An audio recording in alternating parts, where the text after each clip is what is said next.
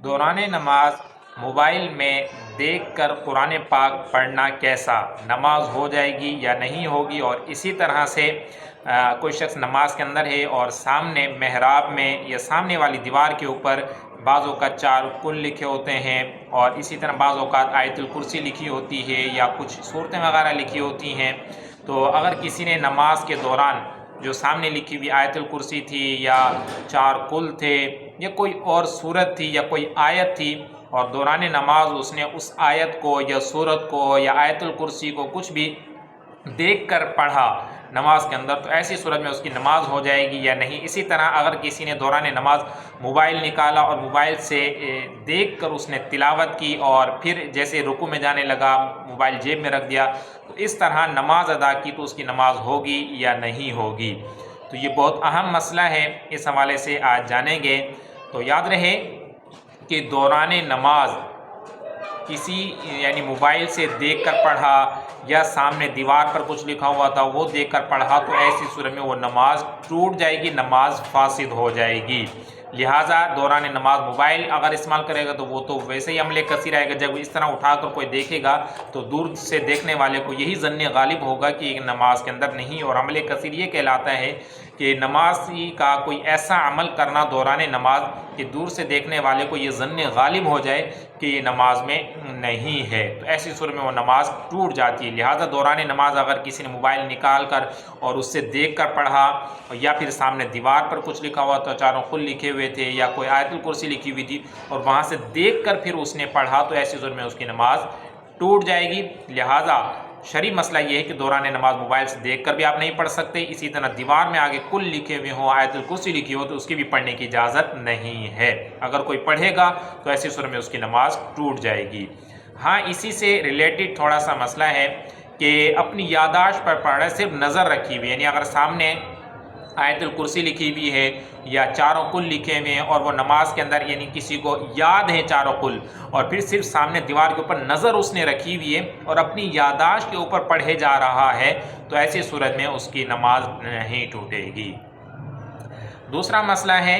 کہ نماز کے اندر 3 مرتبہ کھجایا لیکن اس کی نماز نہیں ٹوٹی، اس کی وجہ کیا ہے؟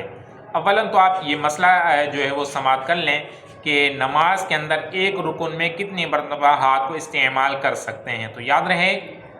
کہ نماز کے اندر ایک رکن میں فقہاء کرام فرماتے ہیں کہ کم سے کم 2 مرتبہ ہاتھ استعمال کر سکتے ہیں، تیسری مرتبہ ہاتھ استعمال کریں گے تو نماز ٹوٹ جائے گی۔ لہٰذا جو 3 مرتبہ ہاتھ استعمال کیا اور نماز نہیں ٹوٹی، اس کی وجہ یہ ہے کہ وہ 3 مرتبہ 3 علیحدہ رکن کے اندر جو ہے وہ ہاتھوں کو استعمال کیا گیا۔ مثلاً قیام کے اندر تھا تو 1 مرتبہ ہاتھ اس نے استعمال کر لیا، پھر وہ سجدے کے اندر تھا اور سجدے میں 1 مرتبہ ہاتھ استعمال کر لیا، اور جب پھر قاعدے کے اندر بیٹھا تو پھر اس نے 1 مرتبہ ہاتھ استعمال کر لیا۔ تو یہ 3 الگ الگ رکن ہیں اور ان کے اندر ایک مرتبہ ہاتھ کو استعمال کرنا پایا گیا ہے، تو مجموعی اعتبار سے تو یہ 3 مرتبہ ہے، لیکن چونکہ شرعی مسئلہ ہے کہ ایک رکن میں اگر 3 مرتبہ جو ہاتھ کو استعمال کریں گے یعنی کھجائیں گے اپنی جگہ سے ہٹا کر اس طرح سے، تو پھر ایسی صورت میں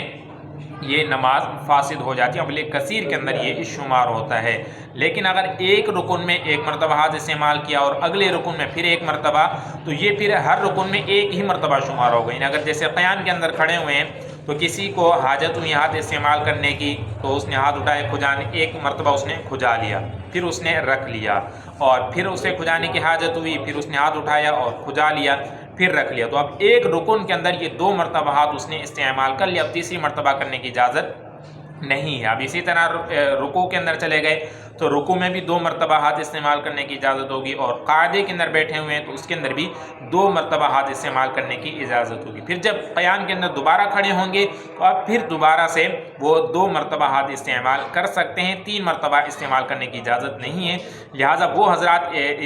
اس مسئلے کا زیادہ خیال رکھیں کہ جو بار بار جو ہے وہ ہاتھوں کو استعمال کرتے رہتے ہیں، کبھی ادھر کھجا لیا، کبھی ٹوپی سیٹ کر لی، کبھی بال اس طرح درست کر لیے، تو نماز کو خشوع خضوع کے طریقے کے ساتھ ادا کرنی چاہیے کہ اس طرح سے اگر کوئی دیکھے تو یہی لگے کہ نماز کے اندر ہی مشغول ہے، نہ یہ کہ وہ انسان اپنے کپڑوں کو سیٹ کرنے میں لگ جائے، بالوں کو سیٹ کرنے میں لگ جائے۔ ہاں، اگر حاجت ہے تو 2 مرتبہ آپ استعمال کر سکتے ہیں، اس کے اندر کوئی حرج نہیں ہے۔ تیسرا مسئلہ ہے کپڑوں کو موڑنے کے حوالے سے، اس حوالے سے بھی بعض لوگ جو وہ غفلت کرتے ہیں اور غلطیاں بھی کرتے ہیں کہ نماز کے اندر کپڑوں کو فولڈ کرنے سے یہ منع کیا گیا ہے،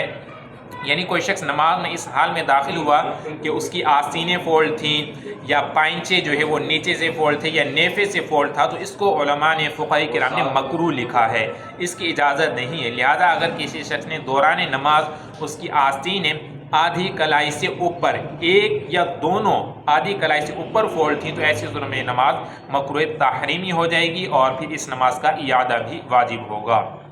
اسی طرح سے اگر پائنچے تھے وہ نیچے سے پینٹ کے ہوں یا شلوار کے نیچے سے فولڈ کیے یا نیفے سے فولڈ کیا، تو اس کو بھی فقہاء کرام نے مکروہ تحریمی قرار دیا، اور مکروہ تحریمی کے ساتھ اس صورت میں اگر نماز ادا کی تو پھر ایسی نماز کا، یعنی نماز کے بعد ان کپڑوں کو درست کر کے اس نماز کو دوبارہ پڑھنا یہ واجب ہوگا۔ اب بعض حضرات اس طرح کا بھی سوال کرتے ہیں کہ یعنی پینٹ ہے یا شلوار اوپر کرنے کے باوجود بھی بعض اوقات ٹخنوں سے نیچے رہ جاتی ہے، تو چونکہ مردوں کا حکم ہے کہ وہ اپنا لباس ٹخنوں سے اوپر رکھیں، یعنی ٹخنوں کو کھلا ہوا رکھیں، ظاہر رکھیں، تو اوپر کرنے کے باوجود ٹخنے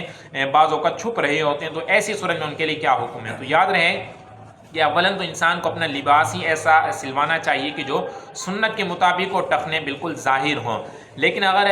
اس نے کوشش کی یا کسی بھی وجہ سے اوپر کرنے کے باوجود اب وہ ٹخنوں سے نیچے جا رہا ہے، تو یاد رہے کہ ایسی صورت میں اس طرح پڑھی گئی نماز کی جو بغیر تکبر کے ان ٹخنوں سے نیچے ہو، تو یہ مکروہ تنزیہی ہے، یعنی ناپسندیدہ ہے، شریعت اسے بھی ناپسند کرتی ہے، لیکن یہ مکروہ تنزیہی ہے، مکروہ تحریمی نہیں ہے، یعنی لہذا اگر ایسی صورت میں کہ اوپر کرنے کے باوجود وہ ٹخنوں سے نیچے رہی اور نماز پڑھ لی تو اس کی نماز ہو جائے گی، نماز دوبارہ لوٹانا یہ واجب نہیں ہوگا۔ لہٰذا نماز شروع کرنے سے پہلے اپنے بٹن وغیرہ وہ بھی صحیح کر لیا کریں، آستینیں وغیرہ چڑھی ہوئی، جیسے وضو کرنے کے لیے آستینیں اوپر کرتے ہیں، تو نماز شروع کرنے سے پہلے بٹن کھلے ہوئے تو وہ بند کر لیں، اور اسی طرح سے آستینیں اوپر چڑھی ہوئی تو آستینیں بھی بالکل نیچے سے آپ تسلی سے ان کو نیچے کر لیں، اور شلوار وغیرہ فولڈ ہے تو اسے بھی بالکل صحیح کر لیں، نیفے سے بھی فولڈ نہیں کرنی اور نیچے سے بھی آپ نے اس کو فولڈ نہیں کرنا۔ حدیث پاک ہے اس کا مفہوم ہے کہ حضور نبی رحمت شفیع امت صلی اللہ علیہ وآلہ وسلم نے ارشاد فرمایا کہ مجھے حکم ہوا ہے کہ میں نماز کے اندر بالوں اور کپڑوں کو نہ سمیٹوں، یعنی ساتھ، یہ روایت کے اندر یوں بھی ہے کہ مجھے حکم ہوا کہ 7 ہڈیوں، نماز میں 7 ہڈیوں پر سجدہ کروں اور بالوں اور کپڑوں کو نہ سمیٹوں۔ تو اسی حدیث پاک کی روشنی کے اندر علماء نے فرمایا کہ نماز کے اندر یہ آستینوں کو بھی انسان فولڈ نہ کرے، اور اسی طرح سے شلوار کو نیفے یا پائنچے سے بھی فولڈ نہ کرے، بالکل اچھے طریقے سے نماز کو جو سنت کے مطابق ادا کرنے کی کوشش کیا کریں۔ اللہ پاک ہم سب کو سنت کے مطابق، شریعت تقاضوں کے مطابق اپنی نمازیں ادا کرنے کی توفیق عطا فرمائے۔